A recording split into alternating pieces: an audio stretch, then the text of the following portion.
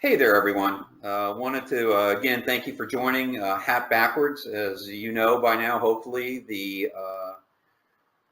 whole premise is to be able to interview subject matter experts in the field of hiring.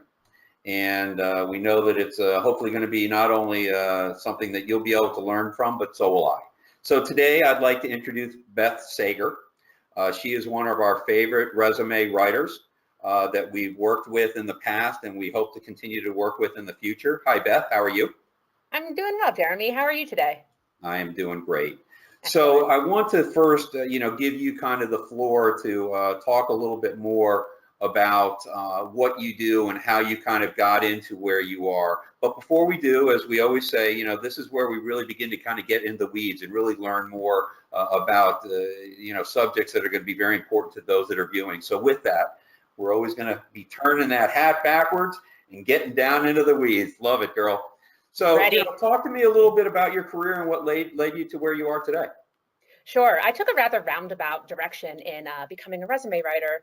I've always known that I was passionate about helping people, and my first career was as a music educator, so teaching little kids how to play band instruments. Not exactly what I ended up wanting to do. I went to school to become a therapist, a counseling therapist, and that has definitely influenced how I interview people and how I help them understand their skills and talents. So after doing that for a few years, it's a high burnout field, and I was working in a pretty intensive inpatient eating disorder setting, which is it can be difficult.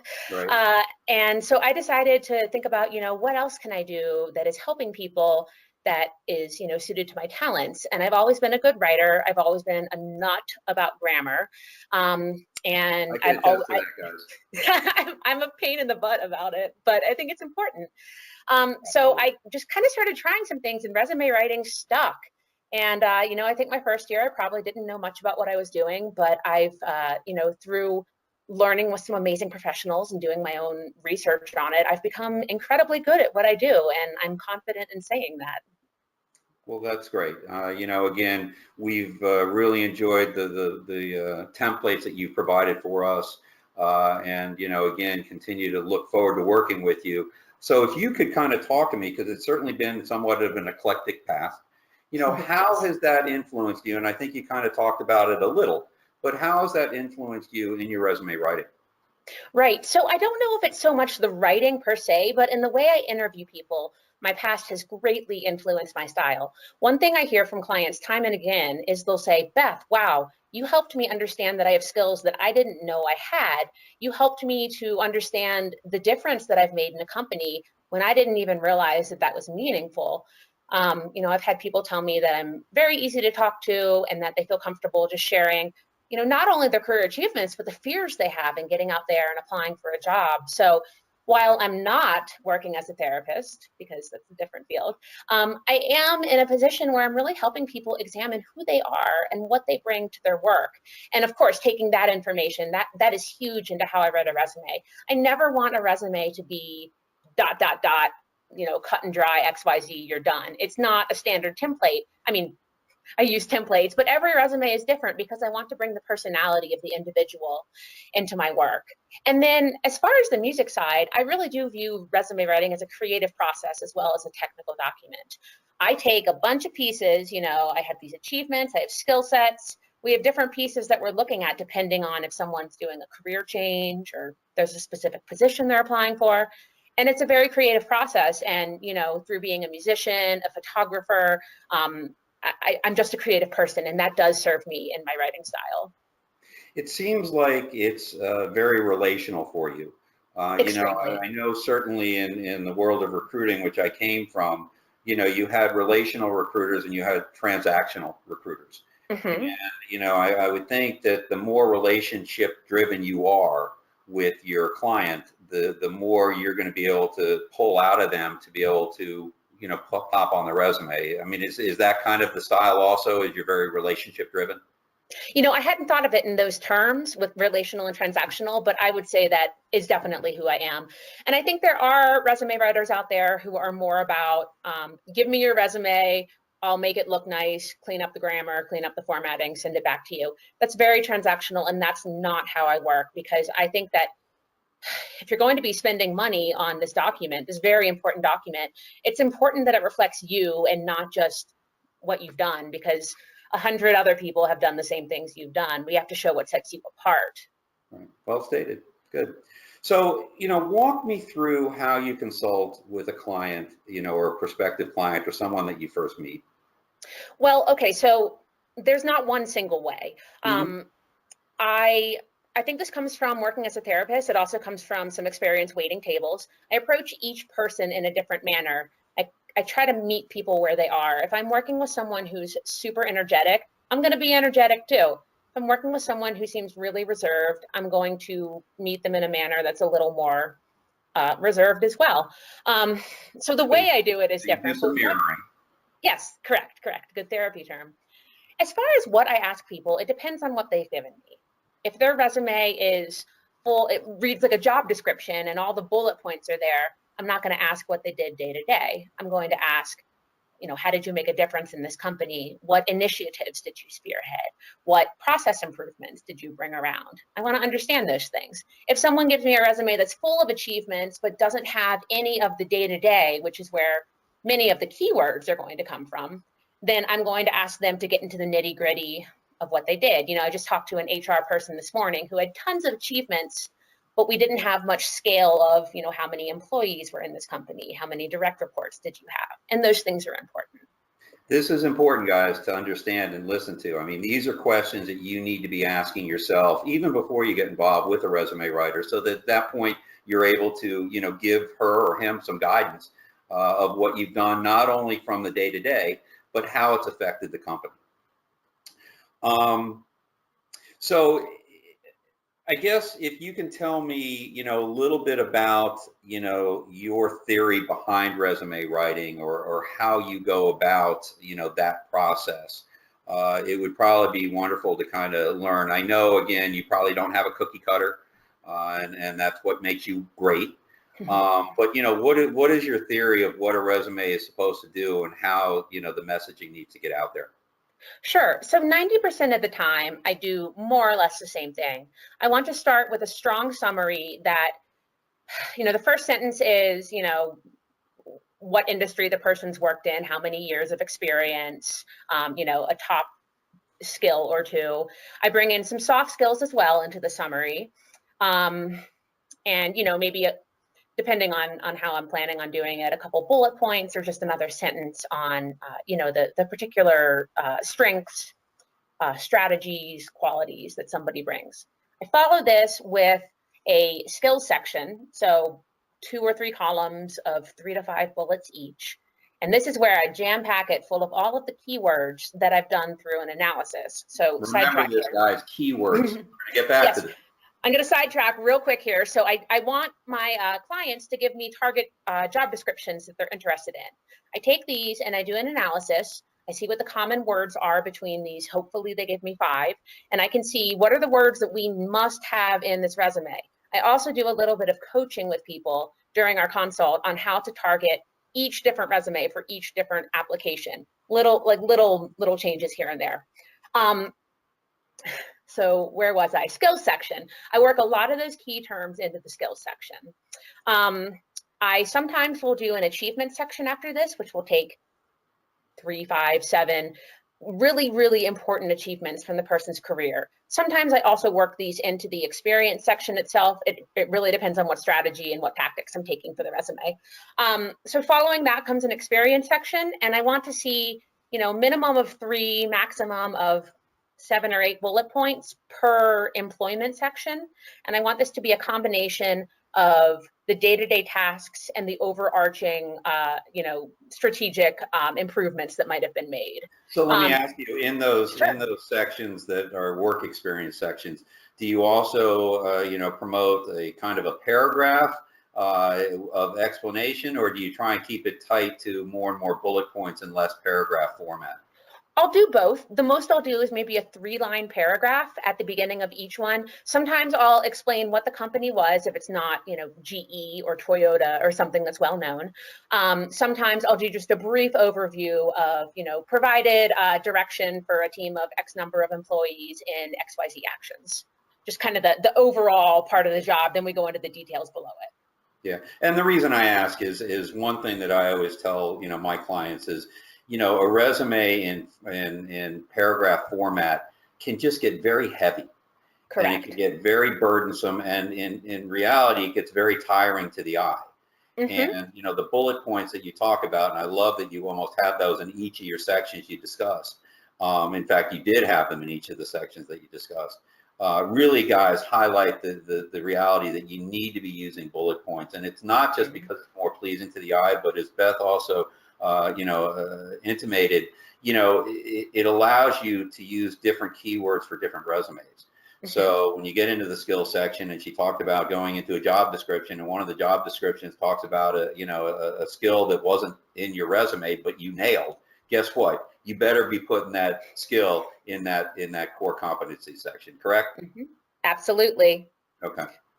So let's see, after the experience, I do an education section. Now, if I'm working with a new grad, I'll often put education first. Mm-hmm. This is one of those 10% of the time where it's different.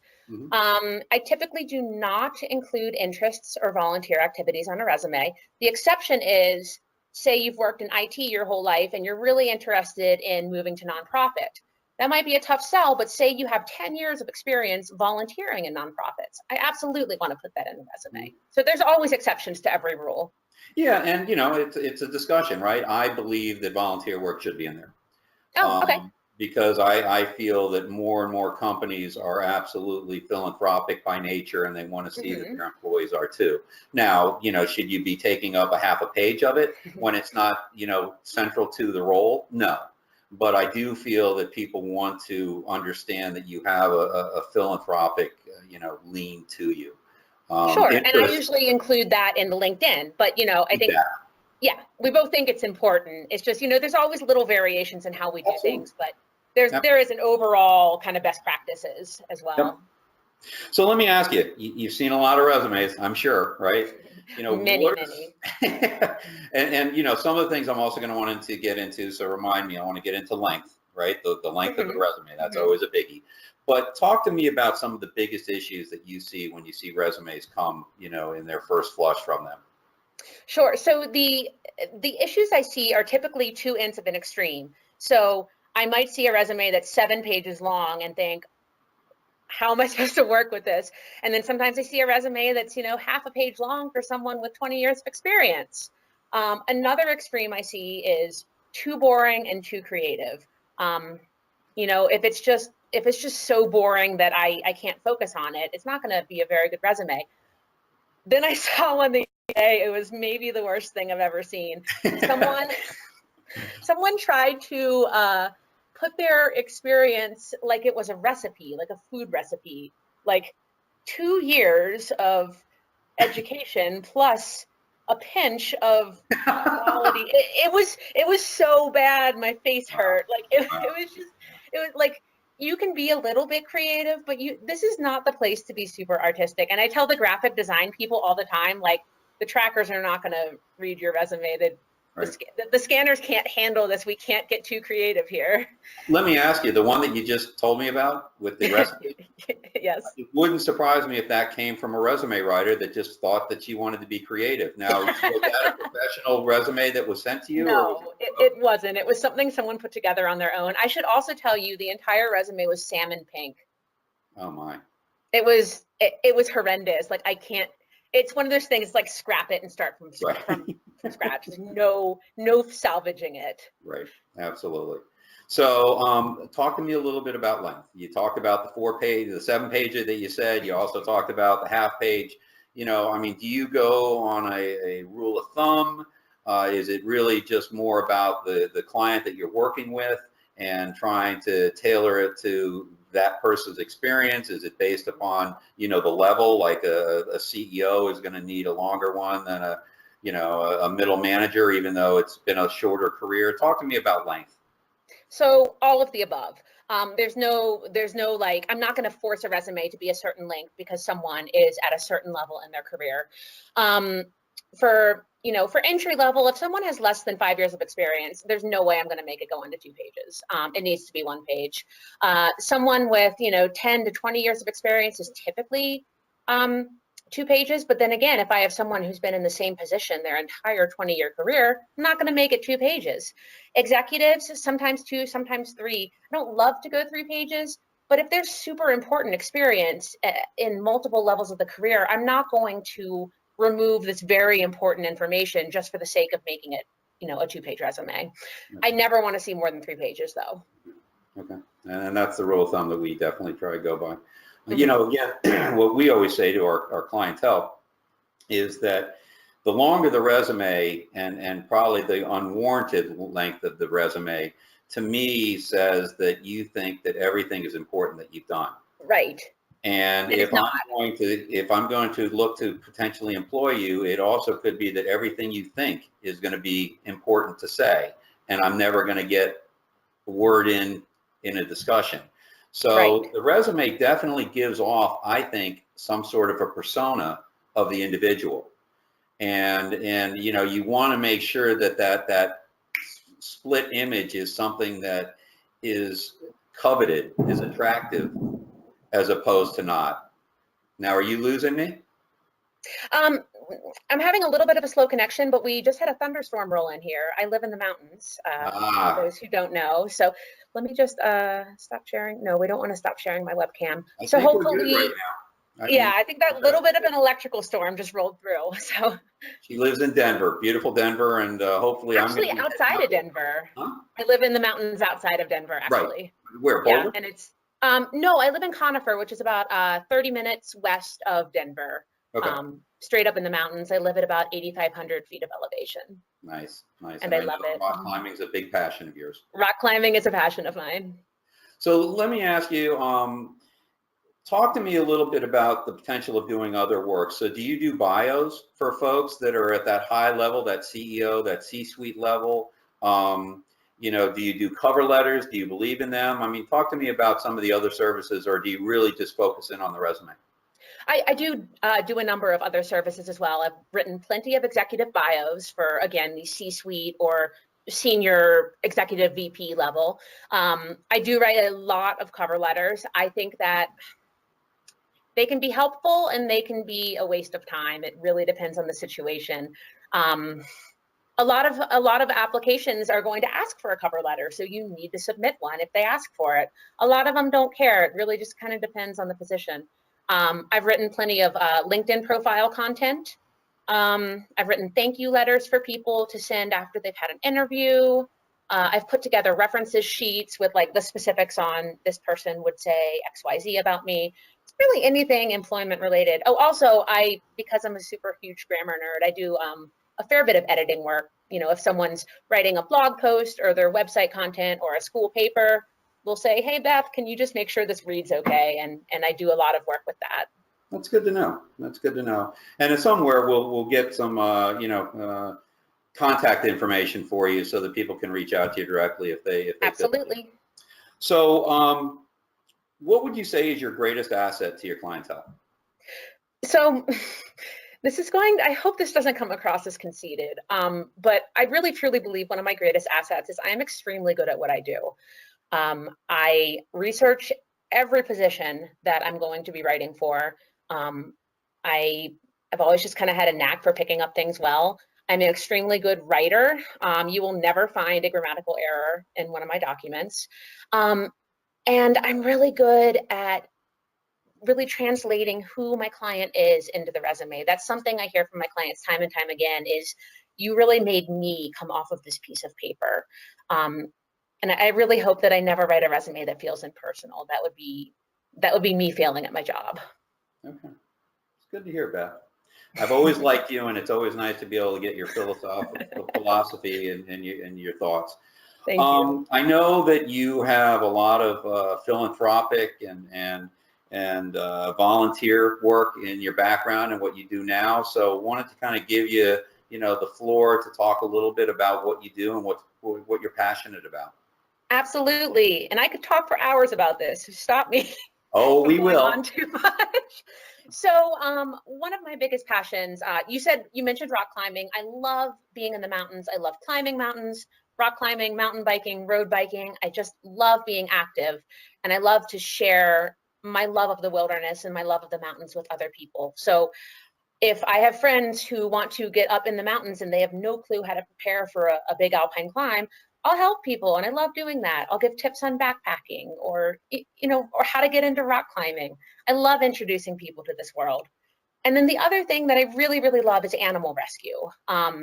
I have 6 animals right now, including one hospice foster.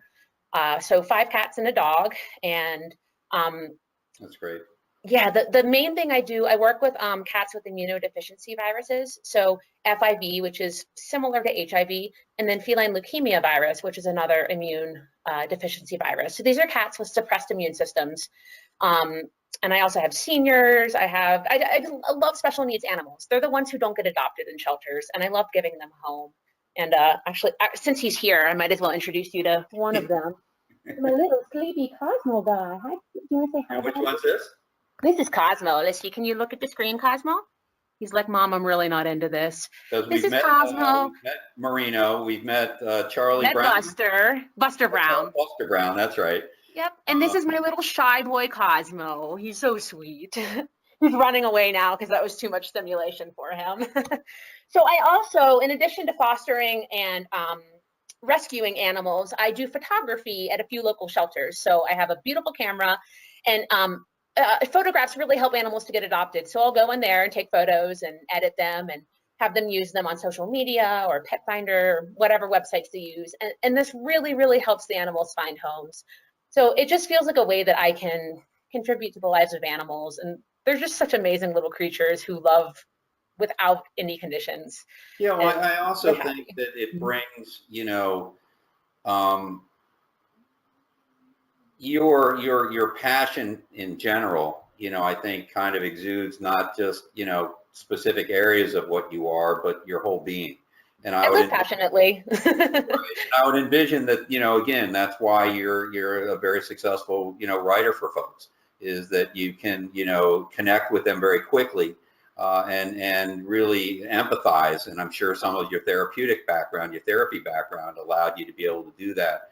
So Absolutely. I'm glad to see that, you made that jump from the therapy world where, I'm sure that it can get a little heavy sometimes, Yep. into, helping others in this type of format to being able to do creative writing for them. I assume Jeremy, it's really cool how many ways you can help people in the world. Like, I think no matter what your job, you can find a way to make it really meaningful and be of service in the world. And I think that's just a very cool opportunity that we have as humans. Absolutely. So Beth, tell me how people can, find you. Sure. So I have a website, www.bethsager-resume.com. My last name is Sager. Got married last year. I didn't think that last name would be difficult, but it is. So I'm also Beth.C for Claire .sager@gmail.com. Okay. So people can reach out to you in either format. And I certainly hope that they do. Again, what we provide folks is a very comprehensive program on how to land a job. Resume is absolutely a very important component. We've been able to utilize several of her templates for this, but certainly there's always going to be need for great resume writers, and we certainly would promote her at a drop of a hat. Thank you. So, thank you very much. Anything else that you'd like to bring up? What was the hat? Is that a hat that's specific to you for something? This is kind of funny. I love this hat. So when I first started writing resumes, it was slow going to get a business built, as it is. And I was doing a bunch of other things. I was doing sewing projects. I was cleaning houses. I was just trying to make it. And I cleaned a house for this guy who gave me this hat. And I have no idea what Drew Estates is, but I think it's a cute hat. So Absolutely. I got it from some dude whose house I was cleaning. And it looks great on you. So Thank you. Thank you. And I don't have to clean houses anymore because I do this full time. So that's pretty excellent. Absolutely. Well, Beth, thank you so much for your time. I look forward to continuing to work with you. And I hope it's been useful for everyone that's been out there, been able to watch this. and we're ready to bring our hat full circle and say goodbye, and we'll see you again. Take care. Thanks a bunch, Jeremy. Bye.